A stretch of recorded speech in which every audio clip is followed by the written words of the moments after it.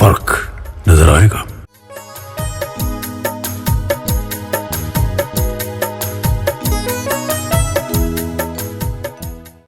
बहती हुई नदी को एक दिन रुकना पड़ेगा, जलते हुए दीप को एक दिन बुझना पड़ेगा।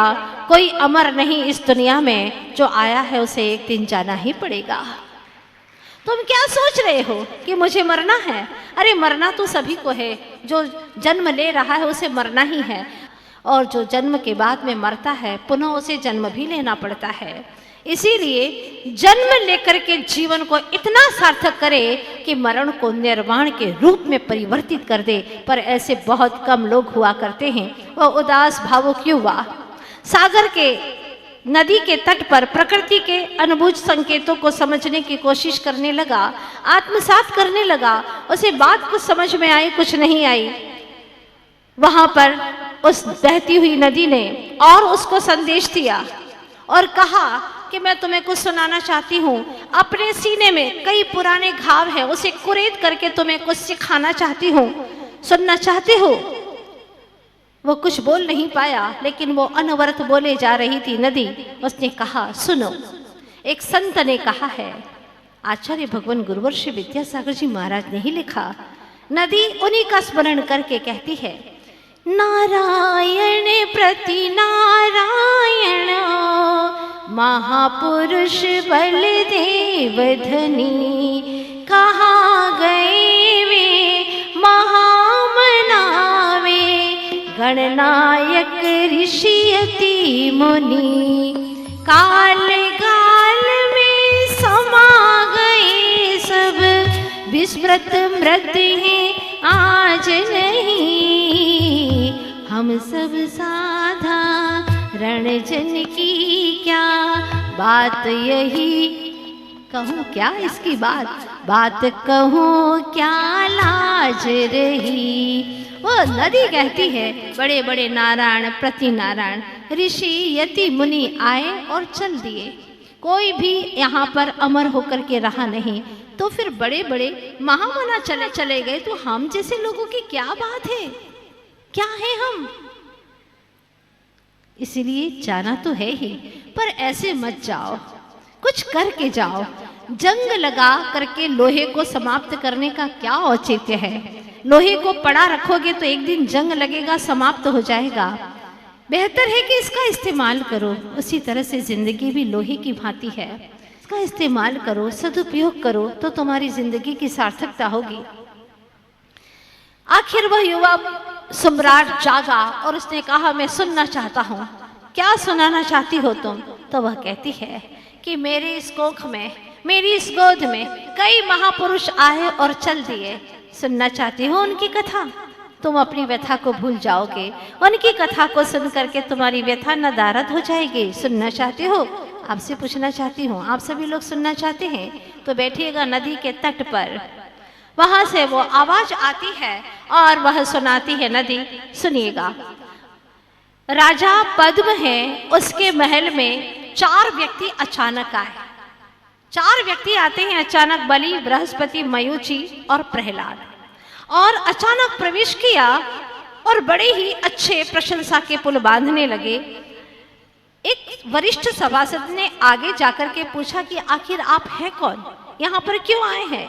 तब वह कहते हैं, चारों राजा की प्रेम की गंध हमें यहाँ पर खींच करके लाई है। इनकी कीर्ति की यशोगाथा सुन करके हम तो बिल्कुल रह ही नहीं पाए और उनके दर्शन के लिए चले आए। उनकी प्रशंसा ने हमें यहाँ आने को बाध्य कर दिया। उनकी प्रेमा शक्ति में ये भोरे खींचे चले आए हैं। धन्य हो गए आज हमारे नयनन, और हम शीश झुकाते हैं राजा के चरणन। ऐसी प्रशंसा की पंक्तियां जब सुनी तो राजा तो बहुत ही प्रसन्न हो गया। और वैसे भी आप लोगों से एक बात कहूँ, प्रशंसा जो है ना, वो एक ऐसी मदिरा है जो मुंह से नहीं पी जाती, कानों से पी जाती है। और जब प्रशंसा रूपी मदिरा को पीते हैं ना, तो मदहोश होकर के व्यक्ति अपना सर्वस्व खो बैठता है और सब कुछ उसके लिए करने को तैयार हो जाता है। प्रशंसा की हवाएं कितनी खतरनाक है कि प्रशंसा की हवा में तिनके की भांति व्यक्ति उड़ता चला जाता है, और वह ऐसा उड़ता है आकाश में कि एक न एक दिन गर्त में गिर जाता है, नरक रूपी गर्त में गिर जाता है। इसीलिए प्रशंसा बहुत खतरनाक है। कई विद्वानों ने यहाँ तक कहा है कि प्रशंसा तो एक ऐसा मंत्र है कि जिससे दुश्मन भी उसके वश में हो जाते। तुम्हारा चाहे कैसा जानी दुश्मन हो, उसकी प्रशंसा करना शुरू कर दो और लोगों के बीच में उसकी प्रशंसा कर लो, फिर तो देखो वो तुम्हारे वश में ही हो जाएगा। तो राजा भी प्रशंसा के मधुर रस में चिपक जाता है और वो चारों के चारों बलि आदि व्यक्ति कहते हैं कि राजन, राजनीति तो हमारे रोम रोम में बसती है और राजनीति को ही हम खाते हैं, राजनीति को ही हम पीते हैं, उसी को बिछाते हैं, उसी को ओढ़ते हैं। राजनीति हमारे रग रग में बसी हुई है और अगर आप चाहें जो कुछ भी हमें कार्य बताएं वो हर कार्य को हम बिल्कुल पलक झपकते ही करके दिखा सकते हैं। इतनी सामर्थ्य है हम चारों के अंदर। आप चाहो तो हे राजन, चांद तारों को आपके चरणों में झुका दें, मुट्ठी में कैद करके ले आए। इस तरह से काफी अच्छे अपनी प्रशंसा की, राजा की प्रशंसा की। तो राजा पद्म की जो अतृप्त कामनाएं थी वो जागृत हो जाती हैं। कौन सा राजा है? पद्म राजा। आपको कहानी याद रखना है। राजा पद्म की जो सुषुप्त कामनाएं थी, अतृप्त कामनाएं थी, वो जागृत हो जाती हैं और कामना का सारा संसार उसका विचारों में रूपायित होने लगता है। वह कहने लगा राजा पद्म कि मेरे पिता महापद्म और मेरे बड़े भाई जो थे उन्होंने संन्यास ले लिया है। अब मैं अकेला पड़ गया हूँ और मुझे अकेला देख करके मेरा जो पड़ोसी राजा है सिंहबल नाम का, वो मुझ पर बार बार आक्रमण कर रहा है और उसकी सेना भी काफी है। यद्यपि मैं भी कम नहीं पड़ता, लेकिन क्या करूँ, मेरा भी नहीं, मेरे बड़े भाई भी नहीं, तो मैं बहुत ही चिंतित हूँ। अगर सिंहबल को मेरे सामने कैद करके ले आओ तो मैं जानूं कि सच में तुमने जो प्रशंसा की है तुम उसके लायक हो और सच में तुम्हारे अंदर इतना सामर्थ्य है, उसको कैद करके ले आओ। चारों ने कहा बस इतनी सी बात, ये तो हम अभी जाते हवा के झोंकों की भांति और उठा करके उसको ले करके आते हैं, देखते ही देखते हम आपके सामने उसको चरणों में झुका देंगे। चारों के चारों जाते हैं और सिंहबल राजा के दरबार में पहुंचते हैं। अभी वो पद्म राजा के दरबार में थे, अब कहाँ पहुंच गए? सिंहबल राजा के दरबार में पहुंचते हैं और चारों राजा की बहुत प्रशंसा करते। अपनी प्रशंसा सुनकर के वह राजा कहता है सिंहबल कि आप यहाँ कैसे आए हैं? तो वो कहते हैं राजन, शांत मन से चुपचाप कान के पास में जाकर के कहते हैं हम आपकी सारी समस्या का समाधान करने के लिए आए हैं। जो राजा पद्म है ना, जिसके ऊपर आप बार बार आक्रमण करते हैं, उसका तो हम एक एक जो कुछ भी वीक पॉइंट है, उसकी जो कमजोरियां, वो हम सब जानते हैं, बहुत अच्छे से जानते हैं वो कितना कमजोर है और कहाँ से कमजोर है। आपको सिर्फ एक ही बार आक्रमण करना पड़ेगा और सीधा आपके हाथ में आ जाएगा। वो हमारा भी दुश्मन है और हमारा दुश्मन आपका भी दुश्मन, मतलब हम तो मित्र हो गए ना। राजा बड़ा खुश हो गया, हम उस पद्म राजा का भंडाफोड़ करने के लिए आए हैं। तो वह कहता है सिंहबल बताओ बताओ जल्दी बताओ। तो वह कहते हैं चारों कि राजन, ऐसी गुप्त बातें अकेले में कहाँ की जा सकती है, उसके लिए तो एक ऐसे भीड़ में कहाँ की जा सकती है, उसके लिए तो अकेलापन चाहिए, गुप्त स्थान चाहिए। तो आप कोई ऐसा स्थान चुनिए ना जहाँ से हम आपको सारी बातें उसकी बता सके।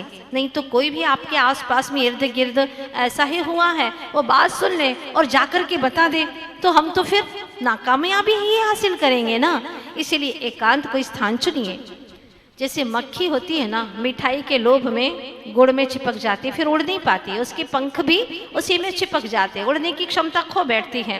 एकांत में गुप्त रहस्य को प्रकट करने की वो बात करते हैं तो वो सोचता है, ऐसा लगा मुझे तो जैसे कि उल्लू को दिन में दिखाई नहीं देता है ना, ऐसे सत्ता लोलुपी को न दिन में दिखाई देता है न कभी रात में दिखाई देता है, उसको कुछ भी अच्छी बात दिखाई नहीं देती। और कहते हैं ना कि सांप बीन के वश में हो जाता है और अहंकारी सम्मान के वश में हो जाता है। बस उसी तरह से उन चारों ने उस सिंहबल राजा को इस तरह से समझाया, इस तरह से उसकी प्रशंसा की कि उसके चक्कर में आ गया और सुरंग के रास्ते से बिल्कुल गुप्त रास्ते पर एकांत कक्ष में लेकर के गया। जब वहां पर लेकर के गया, चारों ने उसको बांधा और बांध करके गुप्त रास्ते से वह निकल करके राजा पद्म के दरबार में चले जाते हैं और राजा पद्म के चरणों में बंधे हुए सिंह बल को जैसे कि कोई श्रीफल चढ़ा रहे हैं उसकी भांति उसको अर्पित कर दिया।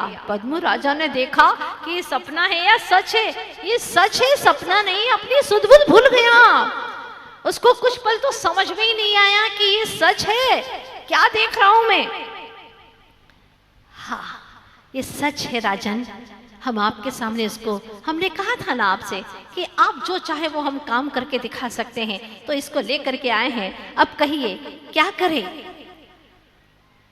राजा बहुत खुश हो जाता है और हमें पुरस्कार रूप में कुछ तो दीजिए, मांगो मांगो, क्या चाहिए तुम्हें, जो मांगो सो दे दूंगा, मांगो।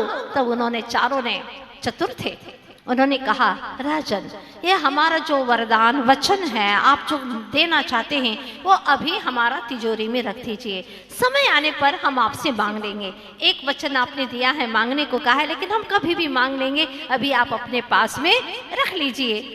ठीक है, राजा ने सोचा है कितने अच्छे लोग हैं, इनको वचन मांगने की भी जल्दी नहीं है, पर एक नीति है कि गरम खीर एकदम नहीं खाते। हाँ, चतुर लोग एकदम नहीं खाते क्योंकि जल जाएंगे और स्वाद भी नहीं आएगा, इसलिए इसको भी रहने दो, ठंडा होने दो।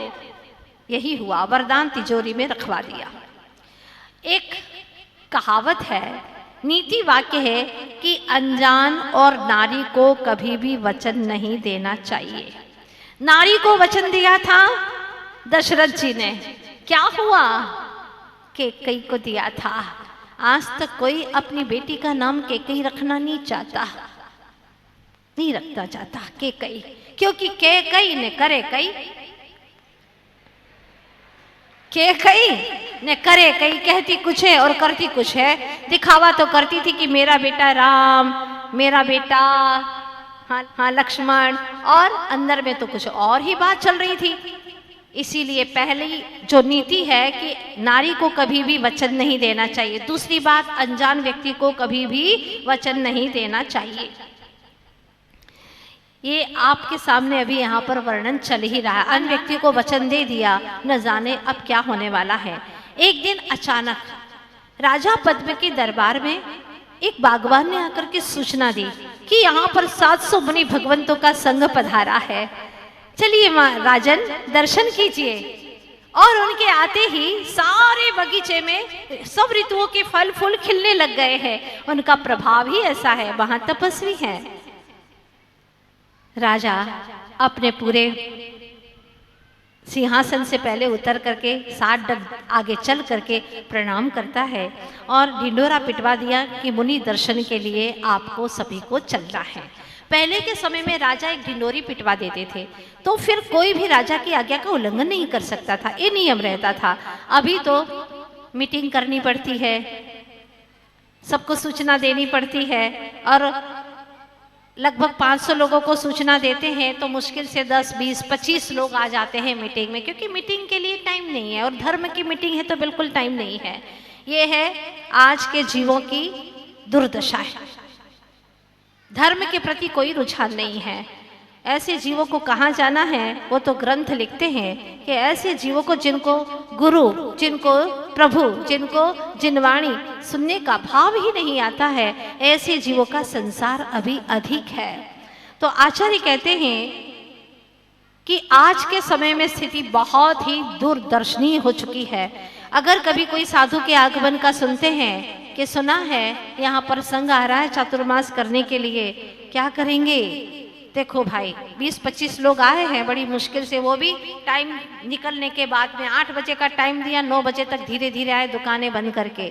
और फिर आ करके जैसे पार्लियामेंट में विरोधियों के द्वारा हंगामा होता है ना, ऐसे ही पार्लियामेंट की भांति यहाँ पर भी हंगामा शुरू कर। देखो भाई तुम लाना है तो तुम ले आओ, चातुर्मास करा दो, हम मना नहीं कहते, हम काय को पाप बांधे, ये भी जानते हैं कि पाप बंधेगा अपने को, हम काय को पाप बांधे, लेकिन हमारी कोई आप आशा मत रखना, कारण हमारा यही सीजन का टाइम रहता है।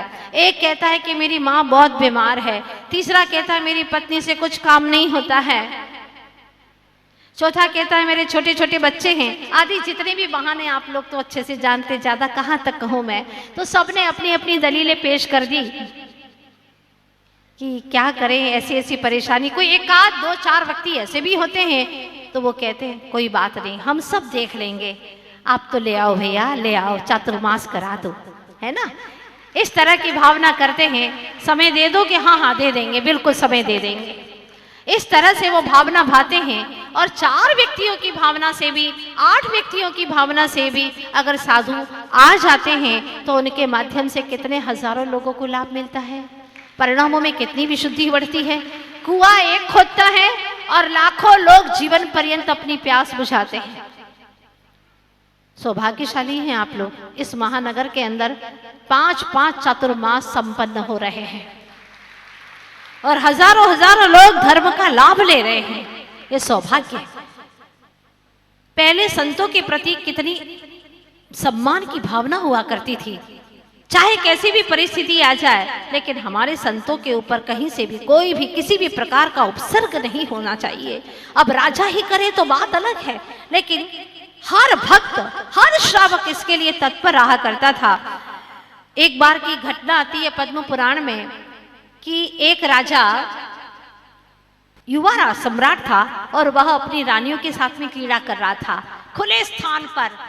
इतने में ही क्या हुआ, वो जब क्रीड़ा कर रहा था तो क्या हुआ, वहां पर दूसरा राजा आता है और वह भी वहां पर क्रीड़ा करने की सोचता है। रावण की घटना है यहाँ, सोचता है कि मैं क्रीड़ा करूं।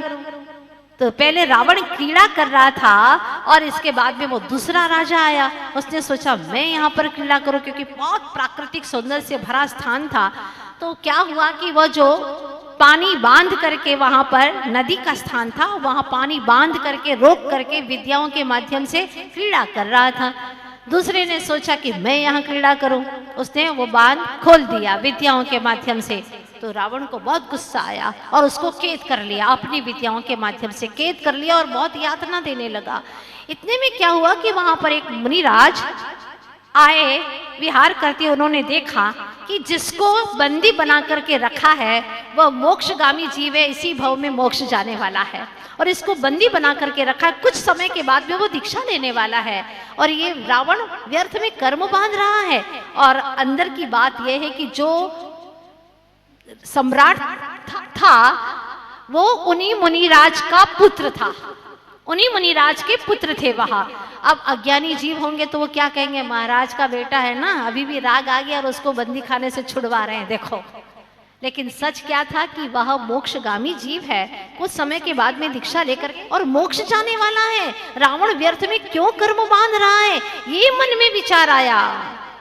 और उन्होंने, पहले के लोग गलत नहीं सोचते थे संतों के प्रति, कभी गलत नहीं सोचते थे, इसलिए सातिशय पुण्य का बंद करते थे। दर्शन करते ही अहोभाव आया करता था।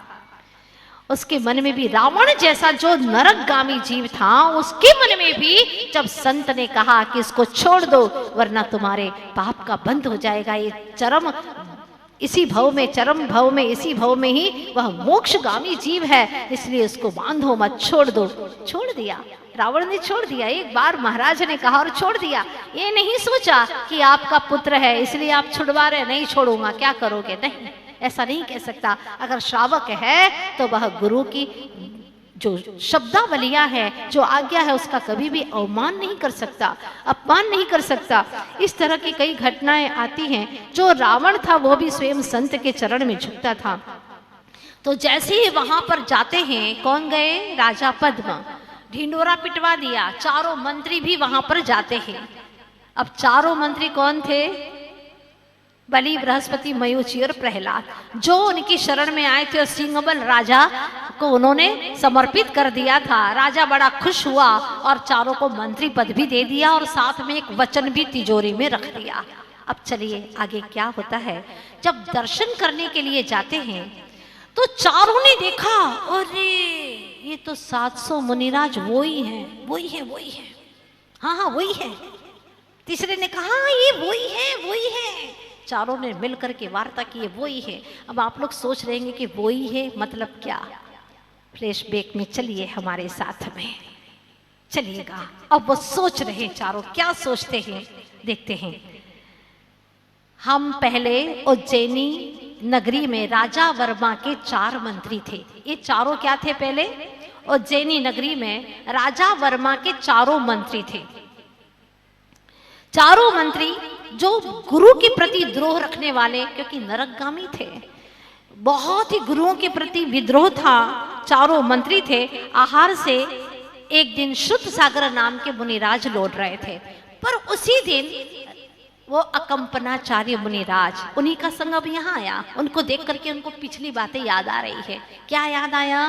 कि उज्जैनी नगरी में राजा, बोलो कौन से राजा? राजा वर्मा के यहाँ हम 4 मंत्री थे, ठीक है। उस दिन क्या हुआ था कि मुनिराज अकंपनाचार्य, जो सबसे श्रेष्ठ महाराज थे, संघ के नायक थे, उन्होंने जैसे ही आकाश की ओर देखा, जैसी नींद खुली आकाश की ओर देखा, बड़े निमित्त ज्ञानी थे, और उसको देख करके, आकाश को देख करके उन्हें ज्ञात हो गया आज संघ के ऊपर कोई भी घोर उपसर्ग आ सकता है, आ सकता है। तो उन्होंने सारे मुनि भगवंतों को मौन दे दिया। अब उसमें से एक मुनिराज सुन नहीं पाए, उन्हें ज्ञात नहीं था कि आज हमारे आचार्य भगवान ने हमको मौन दिया है, और वे चले गए। आहार के चर्या के बाद में लौट करके आ रहे थे रास्ते में, तो क्या हुआ, ये बलि आदि 4 मिले। जब 4 मिले तब इन 4 ने राजा से कहा, राजन, इनको कुछ ज्ञान थोड़ी होता है, हाँ, निरे मूर्ख होते हैं, इनको कुछ ज्ञान नहीं होता, घर छोड़ करके निकल जाते हैं। राजा ने कहा, ऐसा मत कहो, ऐसा मत कहो, ये अपशब्द मत कहो। राजन, अभी कर लेते हैं ना, हमारे आपके सामने ही अभी चर्चा हो जाती है, आप स्वयं समझ लेंगे, क्योंकि वो तो गुरु के प्रति बहुत ही विद्रोही था, विरोधी था, उसको अपने ज्ञान का बहुत घमंड था 4 को। तब उन्होंने राजा से कहा, अभी हम दिखा देते, और उन्होंने कुछ प्रश्न पूछे।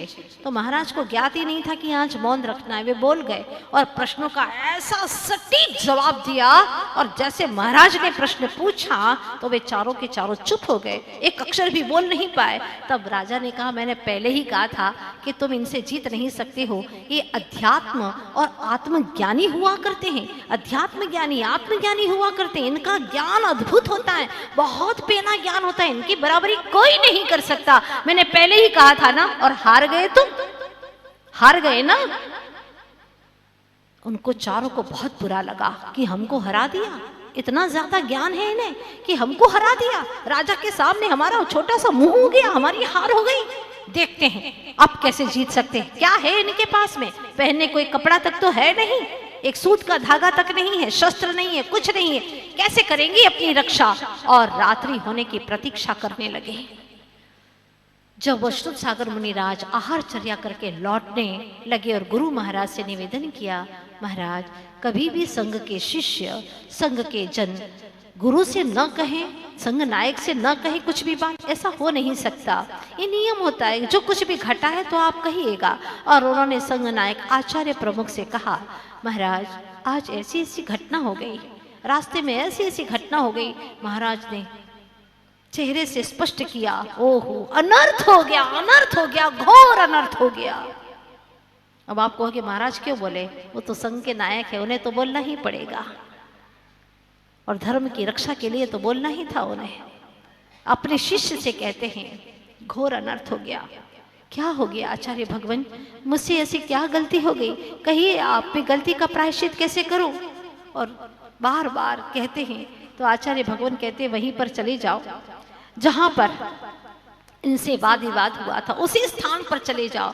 आज उपसर्ग होगा, घोर उपसर्ग होगा, लेकिन तुम संकल्प ले लेना, जब तक उपसर्ग न टले तब तक ध्यान अवस्था में स्थिर रहना।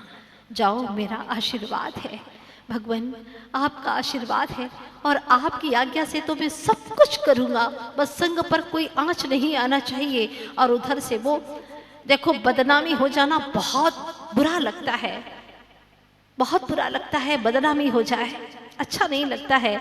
वध हो जाए तो इतना नहीं लगता, लेकिन बदनामी हो जाए तो बहुत बुरा लगता है। ये भारतीय कानून भी है, अभी भी यहाँ पर बहुत सारे पदस्थ बैठे हुए हैं जो पदासीन है बड़े बड़े पदों पर, उन्हें भी ज्ञात है कि भारतीय एक कानून बना हुआ था पहले से ही कि साधु पर उपसर्ग जो करता है उसको 6 माह की सजा कम से कम भी होती है। ये हमारा भारतीय कानून था। और वैर की गांठ थी, अंदर में मजबूत हो जाती। पहले से ही वैर तो था ही, अब गांठ और कस गई और मजबूत हो गई। अब सोचने लगे कि देखते हैं क्या करते हैं, आज तो रात को घोर उपसर्ग हमें करना है। चारों के चारों मिल गए। और सच्ची बात है कि ज्ञानी से ज्ञानी मिले करे ज्ञान की बात, और पापी से पापी मिले के घुसा के लात। पापी मिलेगा आपस में तो क्या करेगा, ऐसा करो वैसा करो, गलत ही गलत काम करने की सोचता रहता है। पर ज्ञानी ज्ञानी से मिलता है तो सोचता है सबका कल्याण हो, सब जीवों का उत्थान हो, निरंतर ही ऐसा ही सोचा जाता है। एक कहावत है हमारे देश के अंदर, बड़े ध्यान से सुनिएगा। संत सतावे तीनों जावे, संत सतावे तीनों जावे, तेज बल और वंश। संत सतावे तीनों जावे, तेज बल और वंश। ऐसे ऐसे कही गए कौरव, रावण, वण और कंस। ये कथाएं सामने हैं आपके। जिन्होंने संतों को सताया है उनको जरा सी भी तनिक भी पीड़ा दी है। जो संत आप सब के लिए उत्थान की कामना करते हैं, सब जीवों का उद्धार हो, किसी को पल भर भी पीड़ा ना हो, सब जीव आनंद मग्न रहे, सत्संग करे, उनका जीवन आनंदमय हो, कोई पाप कर्म न बंधे, ये विचार करते हैं। ऐसे संतों के लिए अगर कोई तनिक भी मानसिक या शारीरिक पीड़ा पहुंचाने का विचार करता है, उस जीव को कई कई भवों तक नरकों की यातनाएं भोगनी पड़ती हैं। ऐसा ग्रंथों में और आगम में लिखा है। उस जीवों को, ऐसे जीवों को मुक्ति की प्राप्ति होना बहुत दुर्लभ है। जब तक कि वह उनके चरणों में कई बार क्षमा याचना न करे, तब तक उसको मुक्ति का मार्ग खुलता ही नहीं है। ऐसा ही हुआ। अब देखते हैं क्या होता है। एक कहावत है ना कि कच्ची दाल और रोटी पीड़ा देती है, वो अंदर में पचती नहीं है। ऐसे ही वैर की गांठ भी बहुत दर्द देती है। रात की प्रतीक्षा करने लगे और चारों के चारों नंगी तलवार लेकर के निकल जाते हैं।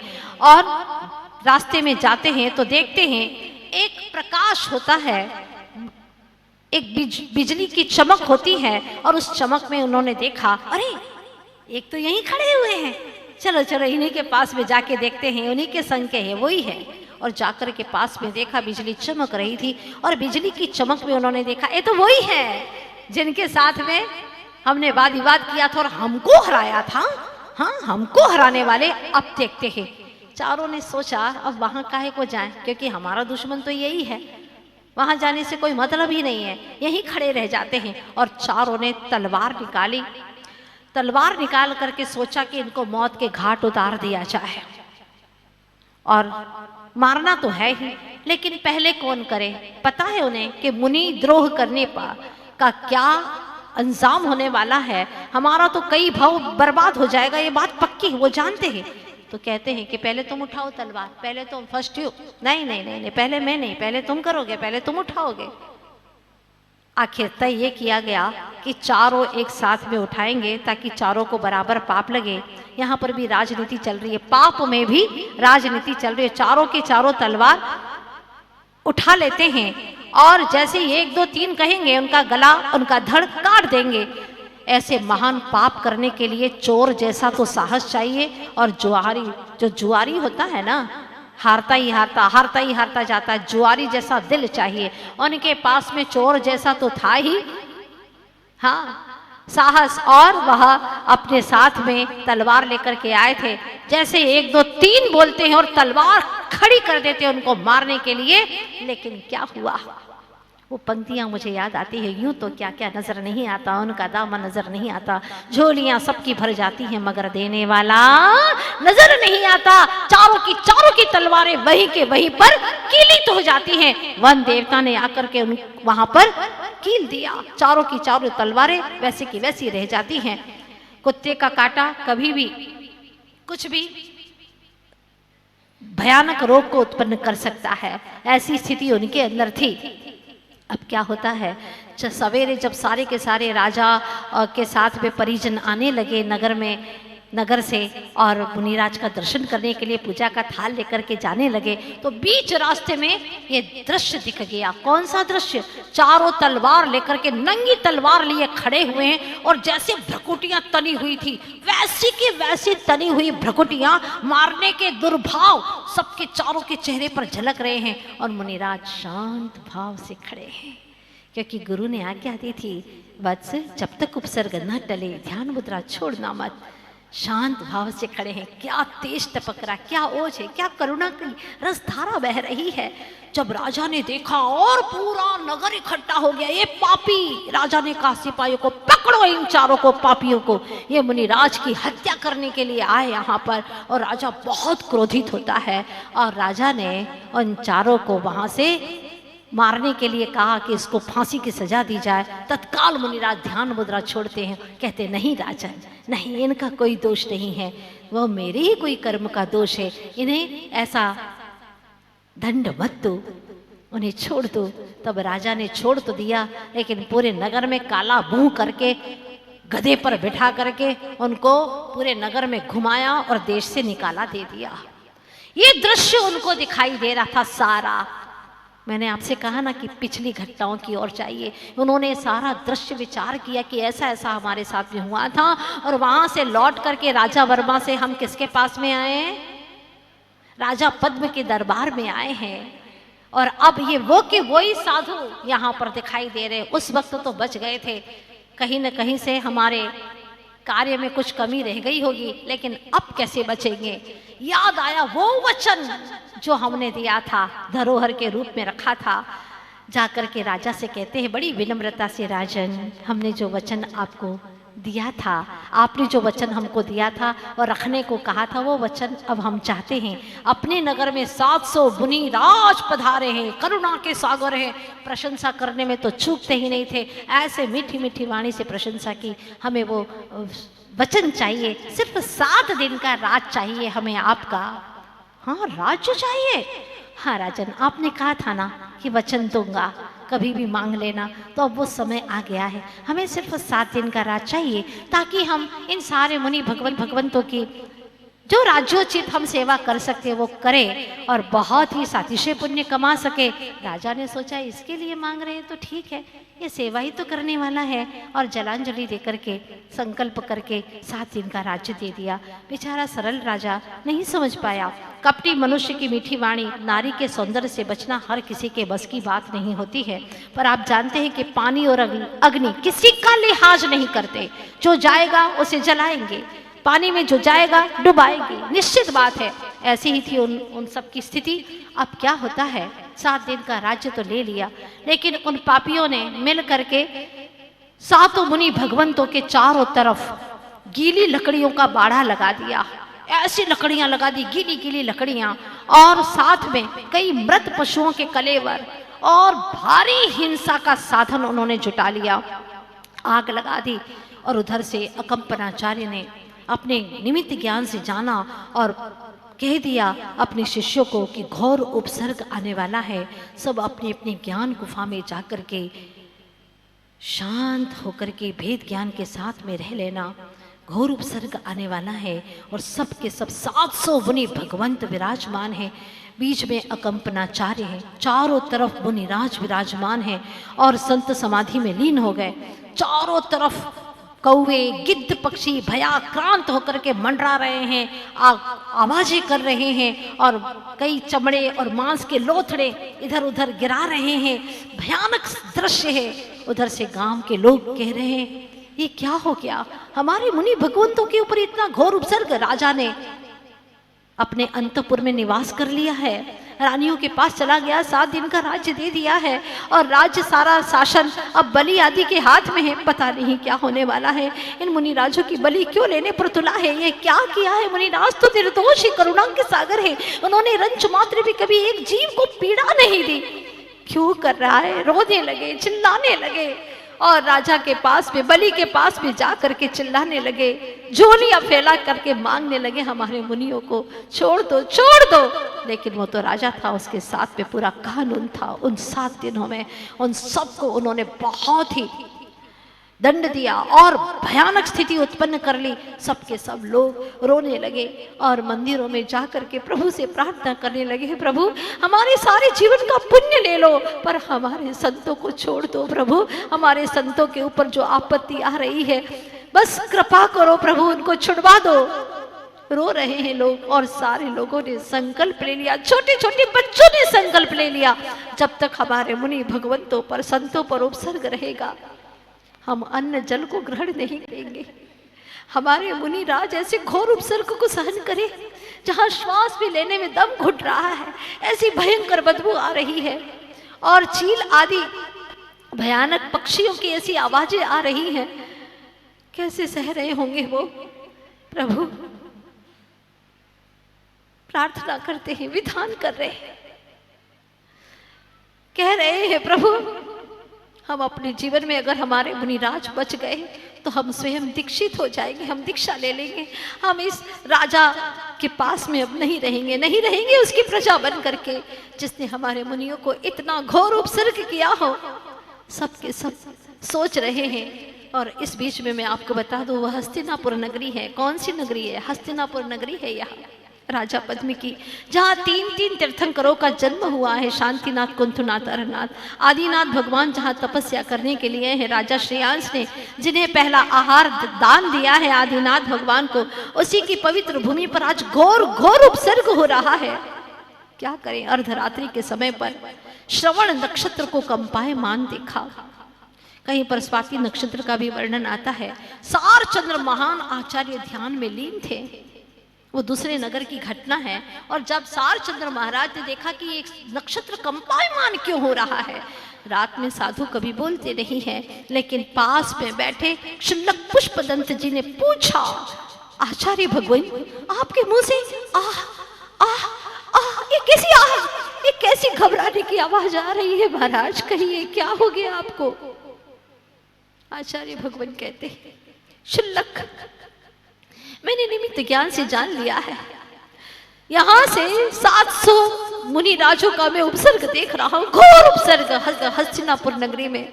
तुम इसी वक्त जाओ, लेकिन मैं कैसे उपसर्ग को निवारण कर सकता हूं महाराज, कहिए कुछ उपाय बताइए। तब वह तनिक आंख मूंद करके कहते हैं, इसी वक्त तुम जाओ, धरणीधर पर्वत के ऊपर विष्णु कुमार मुनिराज है, वो ध्यान में लीन है, उन्हें पता ही नहीं है, उन्हें बहुत बड़ी रिद्धि की प्राप्ति हो गई है, विक्रिया रिद्धि प्राप्त हुई है, वो ही इस उपसर्ग का निवारण कर सकते हैं। शीघ्र जाओ, सवेरा न होने पाए, रात ही रात में तुम्हें जाना है, निकलना होगा अभी इसी वक्त। आज्ञा तो, आशीर्वाद तो महाराज। और वो तत्काल अपने आकाशगामी रिद्धि के माध्यम से चले जाते हैं। जाकर के विष्णु कुमार मुनिराज जो ध्यान में लीन थे उनको ध्यान से दिखाते, महाराज अभी ध्यान करने का समय नहीं है, आप ध्यान मुद्रा छोड़िए, 700 मुनि भगवंतों का उपसर्ग हो रहा है, उनके ऊपर घोर उपसर्ग हो रहा है, उसका निवारण आप ही कर सकते हैं महाराज, आंखें खोलिए। जैसे ही सुना वो अपना ध्यान मुद्रा को छोड़ देते हैं। मैं कैसे कर सकता हूं, मुझे कुछ उपाय बताओ। वो भी अपना मौन तोड़ देते हैं। ये है साधु की चर्या। ओह क्या साधु की चर्या, कैसी करुणा है। कहाँ 6वें 7वें गुण स्थान में रहने वाले वो कह रहे हैं बताओ क्या करूं। तब वो कहते हैं, आचार्य भगवान ने कहा है आपको विक्रिया रिद्धि की प्राप्ति हो गई है, आप इसी वक्त विक्रिया रिद्धि के माध्यम से हस्तिनापुर नगरी जाइए और वहां जाकर के 700 मुनि भगवंतों का कष्ट निवारण कीजिए। भगवान जाइए, अगर सवेरा हो गया उनके प्राण कंठगत है, 700 मुनि भगवंतों के प्राण छूट जाएंगे। अब जाइए भगवान, जाइए, इसी वक्त जाइए। तब वह अपनी विद्याओं का इस्तेमाल करते, जबकि मुनिराज कभी विद्याओं को उपयोग नहीं करते हैं, लेकिन उन्होंने ये नहीं सोचा कि मेरा गुणस्थान नीचे आ जाएगा, वो 5वें गुणस्थान में आ गए, चलेगा, लेकिन मुनिराजों की रक्षा होना चाहिए। अगर धर्मात्मा नहीं बचेगा तो धर्म कैसे रहेगा। उसी वक्त ही वहां अपनी विद्याओं का स्मरण करते हैं। उन्हें पता ही नहीं था तुम्हारे पास में धन दौलत आ जाए, प्रसिद्धि आ जाए, कोई बड़े के साथ में रहना शुरू कर दो तो तुम्हारी चाल ढाल बदल जाती है। ओहो, धन्य है वे मुनिराज, उन्हें पता ही नहीं इतनी बड़ी रिद्धि की प्राप्ति हो गई। जैसे ही रिद्धि का वह उपयोग करना शुरू करते हैं तो उनका मस्तक ज्योतिष को पटल तक लग जाता है। एक कदम उनका 2.5 दीप के मानुष उत्तर पर्वत को छू जाता है। वे वहां से तत्काल ही निकलते हैं। आप कहोगे कि दूसरों के लिए अपना गुणस्थान छोड़ सकते हैं? हाँ, छोड़ देते हैं। करुणा के धनी अगर नहीं छोड़ते तो उनका वात्सल्य अंग कहा जाता है। एक सम्यक दृष्टि के अंदर वात्सल्य अंग होता है। खबरदार, हमारे संतों के ऊपर तुमने जरा सा भी कुछ भी किया, उनको जरा से भी चोट पहुंचाई, हमारा जीवन है किसके लिए? एक संत, एक मुनिराज इतना बड़ा कार्य कर सकते हैं। उन्होंने अपना मुनि पद छोड़ दिया और विद्याओं को ग्रहण करके उसी वक्त जाते हैं रिद्धि के माध्यम से एक अंतर मुहूर्त में पहुंचते हैं। राजा पद्म के रनवास में जाकर के उसको ललकारते हैं, रे मूर्ख, जड़वती सो रहा है, शर्म नहीं आती? मुनिराजों के ऊपर घोर उपसर्ग हो रहा है और तू सो रहा है। आवाज जानी पहचानी सी लगती है। उठ करके आते हैं, देखते हैं, भाई आप, कोई भाई का रिश्ता नहीं। मैंने इसलिए दीक्षा नहीं ली थी कि तू घोर उपसर्ग करे मुनिराजों के ऊपर, और पिताजी ने इसलिए दीक्षा नहीं ली थी, तुझे राज्य इसलिए नहीं दिया था कि तू इतना उपसर्ग कराए और अपने वंश का नाम कलंकित करे, शर्म नहीं आती? वो कहता है, भाई भ्राता आप आ गए, अभी कोई चर्चा नहीं, मुनिराज पर घोर उपसर्ग क्यों कर रहा है? तब वह कहते हैं, मैंने नहीं किया, ऐसी ऐसी घटना हुई है। वो शीघ्रता से उन्हें सारी स्थिति समझ में आ जाती है। मैं तो पर कटे हुए पक्षी की भांति हूँ, मैं कुछ नहीं कर सकता, मेरे हाथ में राज्य शासन नहीं है। 6 दिन हो गए हैं, 1 2 3 4 5 6 दिन, 6 रात बीत गई है और अब 7वां दिन शुरू होने वाला है। आप तो शीघ्रता से जाइए, मुनिराजों की रक्षा कीजिए। भैया मुझे क्षमा करना। और वो सीधे चले जाते हैं, एक बामन का रूप धारण करते हैं। 7वां दिन था और उस वक्त रात के 12 बजे से ही उसने किमिच्छित दान की घोषणा की थी, जो आएगा जो मांगेगा वो दे देंगे। और जैसे ही वह जाता है, शुद्ध वेदों का मंत्र का उच्चारण करते करते जाता है, देखता है वह बलि आदि चारों ने देखा, अरे वाह, ये तो कोई शुद्ध उच्चारण करने वाला बहुत अच्छा यहाँ पर व्यक्ति आ गया है, मांगो मांगो, क्या चाहिए तुम्हें? उसने कहा, मुझे ज्यादा कुछ नहीं चाहिए, बस सिर्फ 3 डग जमीन चाहिए। चारों अट्टहास करके हंसते हैं, अरे मूर्ख, मांग ले, कोई गांव नगर मांग लेता, आज तो हम जो चाहे वो दे सकते हैं, राजा हैं हम यहाँ के हस्तिनापुर के, मांग। उसने कहा, नहीं, और कुछ नहीं चाहिए, 3 डग जमीन चाहिए, मुझे और कुछ भी नहीं चाहिए। ठीक है, दे दी, संकल्प कर दिया, जलांजलि दे करके संकल्प कर दिया, ठीक है देते हैं, ले लो। और 3 डग जमीन जैसे ही संकल्प किया, उन्होंने अपना विराट रूप धारण करके बता दिया, ज्योतिष पटल तक उनका मस्तिष्क स्पर्श कर गया और एक पैर जब बड़ा किया, बड़ा होता गया।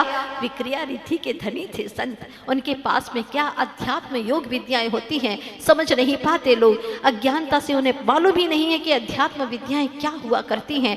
अगर संत को सताया है तो उसका फल तो कई भवों तक भोगना ही पड़ेगा। वे घबराने लगते हैं, अब क्या करें, ये तो कोई साधु है और इस वेश में आया था। अब घबराने लगते हैं, एक पैर वहां और दूसरा वहां पर उनका मानुषोत्तर पर्वत पर। 1 डग जमीन वहां की नाप ली, दूसरी यहां तक आ गई। अब पूछते हैं, अब बता 3री डग जमीन कहाँ दे रहा है कोई जमीन तेरे पास में? वो घबराते हैं, हमारे पास तो जमीन नहीं है। तो फिर वचन पूरा कर। उसके पीठ के ऊपर पैर रखते हैं, लेकिन उसको भी पीड़ा ना हो, सिर्फ उसको समझाना है, उसको ये बताना है कि धर्म की शक्ति क्या हुआ करती है। और जैसे ही उसके पीठ के ऊपर 3रा पैर रखते हैं, वो घबराने लगता है, रोने लगता है, चिल्लाने लगता है और कहता है, क्षमा करो क्षमा करो। तब वे कहते हैं, मूर्ख, मुझसे क्षमा मांगता है, मांग उन 700 मुनि भगवंतों से क्षमा जिसके ऊपर तूने घोर उपसर्ग किया है। 6 दिन हो गए, प्राण खंडगत है, कितना घोर उपसर्ग किया है तूने, मांग उनसे क्षमा। तब वह जाकर के उनसे क्षमा याचना करता है। कोई वैकेंसी नहीं थी, अब इमरजेंसी शुरू हो गई। 3रा डग रखा उसके ऊपर, कोई प्लेस नहीं, होपलेस हो गया वह। और क्षमा याचना करने लगा, मुझे क्षमा कर दो, क्षमा कर दो, क्षमा कर दो। उसी वक्त ही देखो काल लब्धि आई। 6 दिन तक घोर उपसर्ग सहना था, कर्मों की निर्जरा करनी थी। मुनिराज ने तो कोई भी दुर्भाव नहीं किया, और संत होगा सच्चा तो कभी भी दुर्भाव करेगा ही नहीं, चाहे कितना ही कोई उपसर्ग करता चला जाए। और सारे मुनि भगवंतों ने अपनी ध्यान मुद्रा को पूर्ण किया, उनको भी आशीर्वाद दिया और उनको भी आशीर्वाद दिया। विष्णु कुमार मुनिराज ने अपने दिगंबर वेश में आकर के उन सभी मुनि भगवंतों को प्रणाम किया। क्या क्षण होगा वहां। और पुनः उन्होंने दीक्षा लेकर के स्वानुभूति में रमण करने लगे, शुद्धोपयोगी संत, और तप करके मोक्ष चले गए विष्णु कुमार मुनिराज, जिनके जीवन की गाथा आज भी हम पद्म पुराण में, आदि पुराण में, हरिवंश पुराण में, आदि में इनका वर्णन आता है। और उपासकाध्याय में भी आता है। विष्णु का वामन अवतार जो हिंदुओं में भी पुराण है उसमें भी ये वर्णन आता है। और आज के दिन हस्तिनापुर में कई चौके लगे, घर घर में चौके लगे, कई चौके खाली रहे। वहाँ श्रावकों को आपस में बुला करके भोजन कराया, और सभी ने एक दूसरे के यहाँ पर हथेली, एक दूसरे के हाथों में 3 धागे वाली एक ऐसी राखी बांधी जो सच्चे देव, शास्त्र और गुरु की रक्षा की द्योतक थी। 3 धागे वाली राखी जो कि सच्चे देव, शास्त्र और गुरु की रक्षा करेंगे, इस संकल्प के साथ में उन्होंने राखी बांधी। आज आप भी ऐसा कार्यक्रम मनाएं, ऐसा यह पर्व मनाएं कि जहां आप लोग किसी को बोलते ना हो, किसी के साथ में आपकी अनमन हो, तो उसके पास में जाकर के 3 राखी के ये धागे, कच्चे सूत के धागे या जो भी आपके पास में, जरूर उसके कलाई पर बांध दे, इस भावना से कि हम साधर्मी हैं, हम कभी भी वैर नहीं रखेंगे। वैर का दुष्परिणाम हमने देखा है, ये कथा हमने सारी सुनी है। हम कभी वैर नहीं रखेंगे, हम साधर्मी भाई हैं, एक दूसरे के प्रति प्रेम रखेंगे, चाहे कोई भी हो। हम जैन हैं, जिनेंद्र भगवान के सद्भक्त हैं, एक दूसरे के प्रति इतना स्नेह करेंगे। आज से दृढ़ संकल्प के साथ में ये पर्व को आप सभी मनाएंगे। वैसे कहते हैं कि दशहरा क्षत्रियों का पर्व है, तो दीपावली वैश्यों का है, और दशहरा जो है वह क्षत्रियों का पर्व माना जाता है, और होली शूद्रों का पर्व माना जाता है। वे तीर्थंकर प्रभु को मानने वाले हैं, इसीलिए यह श्रवण परंपरा चली आई है। सभी बहनों को घर घर में रखना है। ये इसी संकल्प के साथ में, पैसा नहीं चाहिए, दे देता है अलग बात है, लेकिन आपको तो अपना आज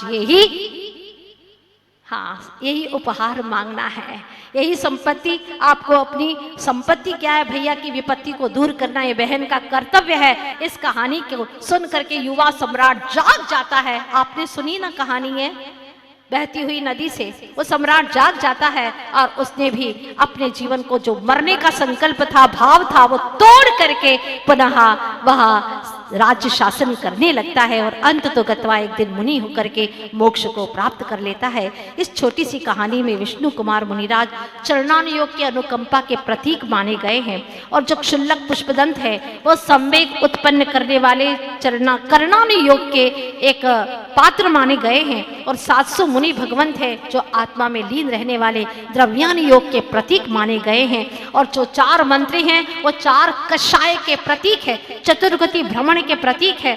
आपसे एक गुजारिश है मेरी कि यदि नाव की जो लकड़ी होती है उसके टुकड़े टुकड़े कर दिए जाए तो वो लकड़ी पानी में तैर तो सकती है, लेकिन किसी को सुरक्षित उस किनारे पहुंचा नहीं सकती है।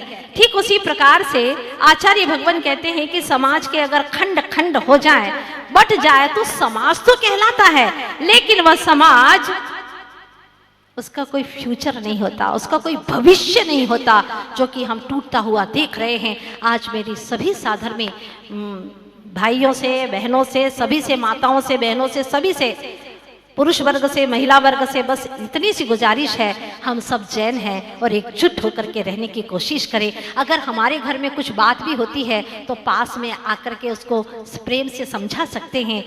उसका कलंक, बदनामी करना ये अच्छी बात नहीं, उसकी बदनामी हमारे जिन धर्म की बदनामी है, कम से कम इतना स्वीकार करें। और अगर ऐसा हो गया तो मैं समझती हूँ कि फूल बिखरे हुए होते हैं, वो सुंदर तो दिखते हैं, लेकिन सौंदर्य की उपयोगिता तब है जब वो एक गूंथ करके माला बनाई जाए।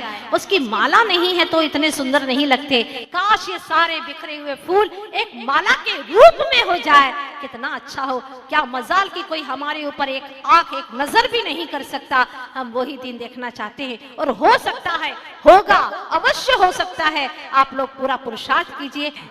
विज्ञान कभी ये नहीं कहता कि हमने जो कहा है वो बिल्कुल सत्य है, नहीं कहता। अगर जिस दिन विज्ञान ये कह दे कि हमने जो कहा बिल्कुल सत्य है, तो विज्ञान ही गलत हो जाएगा, क्योंकि विज्ञान खोज करता ही रहता है। 36,450 ही जीव है ऐसा नहीं कह सकता, इतना ही सत्य ऐसा नहीं कह सकता, क्योंकि अभी और खोज जारी है। 2-4 और गिनती में आ गए हैं जो निरंतर खोज करता रहता है, प्रभावशील है, वह है विज्ञान। और धर्म उसका नाम है जो शाश्वत सत्य को जान चुका है, जिसने धर्म के अनादि अनंत पने को जान लिया है, वह है जिन धर्म। अब आपको सोचना है कि आपको किसके ऊपर श्रद्धान करना है। पढ़ते ही नहीं है जिनवाणी, पढ़ने का समय ही नहीं मिलता। कहते हैं कि हमारे पास में तो टाइम ही नहीं है, मोबाइल के लिए टाइम है। हाँ, तो आपकी इन प्रवृत्तियों से पता चलता है कि आप क्या कर रहे हैं। टीवी देखने के लिए टाइम है, लाश देख रहे हैं, खून से सने हुए पेज भरे पड़े हैं न्यूज़पेपर के अंदर। हाँ, आज इसकी हत्या हो गई, इसने इसके साथ में व्यभिचार कर दिया, उसके घर पे चोरी हो गई। प्रातः काल की नई दुनिया से पढ़ना शुरू कर देते। अरे पुराणों की दुनिया कब पढ़ोगे? जो भगवान ने बताया है साची साची बात, उसको तो पढ़ते ही नहीं है, उसके लिए समय नहीं है। और यह बिल्कुल ऐसी बातें जो प्रातः काल से भी हमारा अशुभ वर्गणाओं से भर जाता है। अखबार को देखो, पढ़ो, टीवी में न्यूज़ देखो, सारी वही न्यूज़ आती है, और सुन करके चाय की चुस्कियों के साथ में दूसरों को सुना देते। देखो देखो वो ट्रेन उलट गई है, कोई फर्क ही नहीं पड़ता। यानी भीतर में संवेदना खत्म होती जा रही है, संवेदना से शून्य होते जा रहे हैं, स्नेह खत्म हो गया व्यक्ति का, स्मृति भंग होने लगी, क्योंकि इतने सारे कूड़े कचरे दिमाग के अंदर भर गए। इसीलिए मैं आप लोगों को ये कहना चाहूँगी कि आज के समय में हृदय को हम वर्गीकरण करें तो 4 प्रकार के हृदय हो जाते हैं। पहला है क्रूर हृदय, जो ऐसे लोग होते हैं दिन भर इन्हीं बाहर के काम में ही लगे रहते हैं, जिन्हें धर्म की बातें रुचती ही नहीं है, भीतर में दया करुणा अनुकंपा का भाव आता ही नहीं है। ऐसे हैं क्रूर तामसिक वृत्ति वाले। दूसरे हैं जो अनुराग वाले होते हैं, राग करते हैं, लेकिन किससे राग करते हैं? जो रागी हैं उन्हीं से राग करते हैं। ये है राजसिक वृत्ति वाले लोग, जो हमसे राग करते हैं हम उन्हीं के प्रति राग करेंगे। पर तीसरे ऐसे हैं जो उदार हृदय वाले हैं, जिसको हम धार्मिक प्रवृत्ति के लोग कहते हैं। उदार हैं, क्या करूँगा मैं, इतना सारा कमा रहा हूँ, किसके लिए है? फिर भोगों के लिए छोड़ करके जाऊँगा, बच्चे के लिए दान देना है। बहुत दिनों से तिजोरी को एक बहुत संभाल करके रखा है, अब खोलने का अवसर आ गया है, और जितना खोलूँगा वो मेरे साथ भी जाएगा। हाँ, लेकिन आज के बच्चे पूछते हैं, पापा ये भंडार में क्यों डाल रहे हो आप? हाँ, क्यों डाल रहे हो? पापा को भी पता नहीं। वो कहते हैं, बेटा तुम 1 पैसा दोगे ना तो वो 10 लाख देगा, हाँ इसलिए डालो भंडार में। और बेटा भी शातिर दिमागी है, बाप का ही तो बेटा। वो कहता, पापा तो आप 10 रुपया काय को डाल रहे हो, ज्यादा डालो ना, वो 10 लाख देने वाला है, तो 10 रुपये का 1 रुपया काय को डाल रहे हो, ज्यादा डालो, 10 रुपया भी मत डालो, आप तो बहुत सारा डालो, 10 लाख आने वाला है। क्या पिता के पास में इसका है कोई जवाब? नहीं। पिता अगर ये समझाए, बेटा ये वित्त से राग हमें नहीं रखना है, ये धर्म के काम में आएगा, और मंदिर में अगर ये लगेगा तो इस मंदिर में दर्शन करने वाले लोग आएंगे, कितने भव्य जीवों को सम्यक दर्शन हो जाएगा। ओहो, अगर हमारे निमित्त से किसी एक भव्य आत्मा को सम्यक दर्शन की प्राप्ति होती है, हमारा तो जीवन सार्थक हो जाएगा बेटा। इसलिए हमें वित्त राग नहीं रखना है, हमें वीतरागी होना है। इसलिए वित्त से राग छोड़ना है बेटा, इसीलिए हम भंडार में दान दे रहे हैं। नहीं समझा पाते हैं। बेटा नमस्कार करो, माता जी को वंदनामी करो, गुस्सा हो जाएंगी माता जी?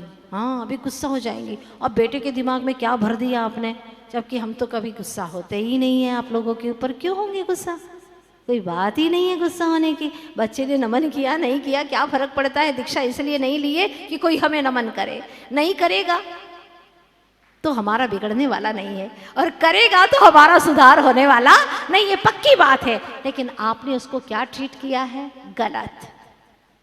यहीं से बच्चों के धर्म की शुरुआत होती है। आपने उसको नहीं सिखाया कि हमारे जैन धर्म की प्रभाव न करने वाले हैं, ये बहुत बड़े हैं, पवित्र आत्मा है, उनको नमन करो, उनका आशीर्वाद मिलेगा तुम्हें। तुम्हारे भीतर में श्रद्धा होगी बेटा, तुम्हारी श्रद्धा से तुम्हारे जीवन में बहुत बड़े बड़े कार्य हो सकते हैं और अपना जीवन सार्थक हो सकता है। आप बड़े से बड़े कार्य कर सकते हैं, धर्म के प्रभाव ना कर सकते हैं बेटा, इसलिए प्रणाम करो। नहीं सिखा पाते हैं, यही होता है। इसीलिए बच्चे छोटी छोटी बात में तर्क कुतर्क करते रहते हैं, और जब कुतर्क करते तो उनकी आदत पड़ जाती है। फिर वो क्या समझते, देखा हमने आज अपने पापा को ऐसा समझा दिया ना, दादा तो चुप ही बैठ गए, अपने आप को महान समझने लगे, ग्रेट, बहस बहस में, और एक गलत फहमी पाल लेते हैं कि मैं सबसे बड़ा हो गया हूँ, होशियार हो गया हूँ। यहीं से खतरा शुरू हो जाता है। 3 स्टेप हो गई। अब 4थी स्टेप में क्या होता है? कुछ भी माँ बाप कहें, डिनाई चालू हो गई। नहीं नहीं नहीं, ऐसा नहीं है, ऐसा नहीं कर सकते बेटा, मंदिर जाओ। हम नहीं जा सकते, बोल दिया ना पापा, बार बार हमसे मत बोला करो। फिर वो अलग रहना चाहते हैं। बहू भी सोचती है, पहले से सगाई होने के पहले पूछा कि माँ बाप के साथ में रहोगे क्या? हम सगाई नहीं कर सकते। तो समझ में आ जाता है ऐसी लड़की कदापि घर पे मत लाना। जो माँ बाप के साथ में रहना पसंद न करे, ऐसी लड़की को ला करके क्या करोगे? क्योंकि वह भी जब बच्चे जन्म देगी तो फिर तो उसकी होने वाली जो बच्चों की पत्नी है वो ये कहेंगे तुम्हारे माँ बाप का मुंह भी देखना नहीं चाहते, क्योंकि बाप से बेटा सवाया होता है। अगर पिता मंदिर जाता है, अभिषेक करता है, पूजा करता है, तो बेटा मंदिर जाने को तैयार हो जाता है। इसीलिए हमें पुरुषार्थ करना है, बस यही हम भावना करते हैं। अब समय आपका काफ़ी ले लिया है मैंने। एक कहानी तो इतनी गहरी है कि कई घंटों तक चल सकती है, लेकिन समय कम था इसलिए मैंने संक्षिप्त में इसे पूरी की है। विश्वास है मुझे आपके जीवन में भी जरूर कुछ न कुछ ही बदलाव आएगा ही आएगा, आ ही रहा है। एक बात सुन करके जाइएगा, अन्याय चाहे कितना ही करो, इंसाफ एक दिन होकर रहेगा। कोयला चाहे छुपकर ही खाओ, मुंह तो काला होकर ही रहेगा। कर्मों के दरबार में देर है मगर अंधेर नहीं। एक न एक दिन दूध का दूध और पानी का पानी होकर ही रहेगा। इसलिए हम अच्छे कर्म करें, प्रभु हमें इतनी शक्ति दे। जैसे श्री आदिनाथ भगवान को मोक्ष हुआ, ऐसे हमें भी इस असार संसार से मुक्ति हो प्रभु, यही भावना है। गुरुदेव के श्री चरणों में यही भावना करती हूँ कि आपके पथानुगामी हम बन करके एक दिन सिद्धशिला को, सिद्धालय धाम को प्राप्त कर सके, सभी भव्य आत्माएं सिद्धालय को प्राप्त कर सके। इन्हीं सद्भावना के साथ में आप लोगों को बेशक कहानी जहन में बैठ गई होगी और उसको बार बार गुंजायमान करने की कोशिश करना कि हम जीवन में कुछ ऐसे नेक काम करें, विष्णु कुमार मुनिराज जैसे दूसरे के काम में आए, धर्मात्माओं के काम में आए, ऐसी भावना भाई आचार्य गुरुवर्षी विद्यासागर जी महाराज की। नित्य नवीन मंगल प्रवचन के प्रायोजक थे वंडर सीमेंट। फर्क नजर आएगा।